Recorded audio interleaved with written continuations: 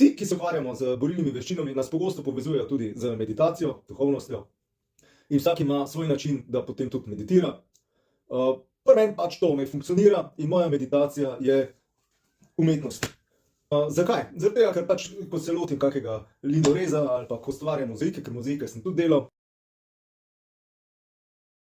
padeš v en tak trans oziroma v neko stanje, kjer ni prisotnih nobenih misli. In to je v bistvu nekaj zelo podobnega, kot doživljamo med borbo, ker tam med borbo tudi nimaš časa razmišljati, ker če razmišljaš, jih dobiš po timperju.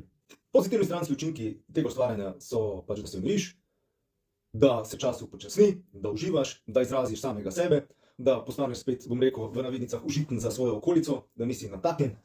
Negativni stranski učinki ustvarjanja manualne meditacije so, da pač je treba za sabo pospraviti kaos, ampak zato se pa kaos v glavi potem pospravi že pred tem, v času ustvarjanja.